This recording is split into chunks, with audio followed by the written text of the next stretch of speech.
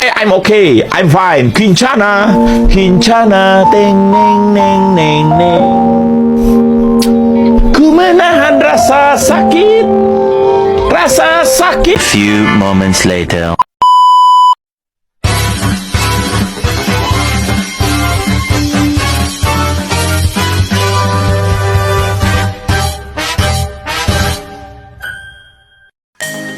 Baiklah, Assalamualaikum warahmatullahi wabarakatuh. Perkenalkan, nama saya Helpia Metasari dengan NIM 2323240128 dari kelas 2F, tugas Al-Quran dan Hadis. Baiklah, di sini saya akan menjelaskan 6 materi, yaitu dari materi 8, 9, 10, 11, 12, dan 13. Baiklah, materi yang pertama yaitu peran wanita dalam Islam menurut Al-Quran dan Hadis.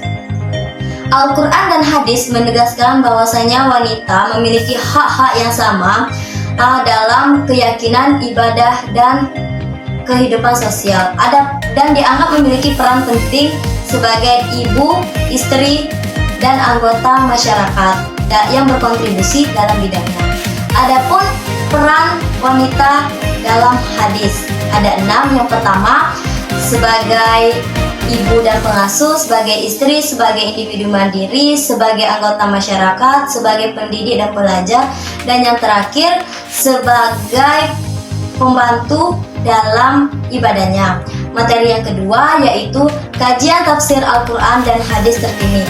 Kajian tafsir Al-Quran dan hadis terkini melibatkan pendekatan holistik dan konseptual untuk memahami teks-teks Islam. Hal ini melibatkan penggabungan aspek, yaitu aspek sejarah, aspek budaya, dan aspek sosial untuk mengkonstelitasikan teks dan mengatasi isu-isu kontemporer seperti hak asasi manusia, kesetaraan gender, dan kebebasan seksual. Dan materi yang ketiga yaitu penerapan Al-Quran dalam kehidupan profesional. Al-Quran dan hadis merupakan sumber utama ajaran Islam yang mencakup berbagai aspek kehidupan dan mendalamkan agama-agama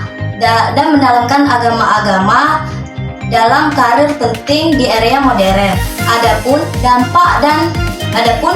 dampak positif dan manfaat penerapan Al-Quran dan hadis dalam kehidupan profesional yaitu perbaikan hubungan interprofesional. Yang kedua, peningkatan produktivitas dalam kinerja. Dan yang ketiga, peningkatan kesetaraan. Ada materi yang keempat yaitu kontroversi hadis sebagai sumber hukum Islam. Kontroversi seputar hadis sebagai sumber hukum Islam. Islam meliputi tujuan validasi yang riwayat pertanyaannya dengan Al-Quran sebagai nilai-nilai universitas dan dengan keyakinan kritik hadis. Sebagai besar ulama menganggap hadis sebagai sumber penting dalam memahami dan menjelaskan ajaran Islam, meskipun pembentukan kritis dan metodologi tafsir. Dan materi yang kelima yaitu kontemporer dan kontroversi tantangan dalam Al-Quran dan hadis. Dalam memahami Al-Quran dan dalam konteks kontemporer terdapat tantangan dan konflik. Yang pertama, penafsiran teks di zaman modern beberapa dengan konteks sejarahnya, sehingga memerlukan penafsiran yang kontekstual. Yang kedua, adanya penafsiran mengenai beberapa aspek seperti kekuasaan, ekonomi, politik, dan hak-haknya. Memiliki politik dan hak-hak individu sehingga memerlukan penafsiran yang kritis dan tepat.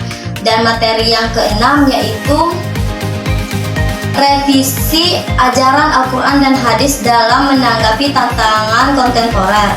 Studi ini mengungkapkan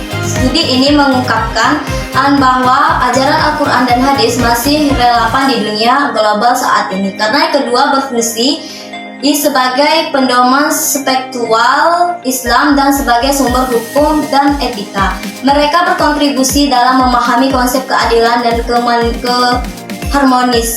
keharmonisan serta mengatasi permasalahan kontemporer dalam kehidupan sehari-hari.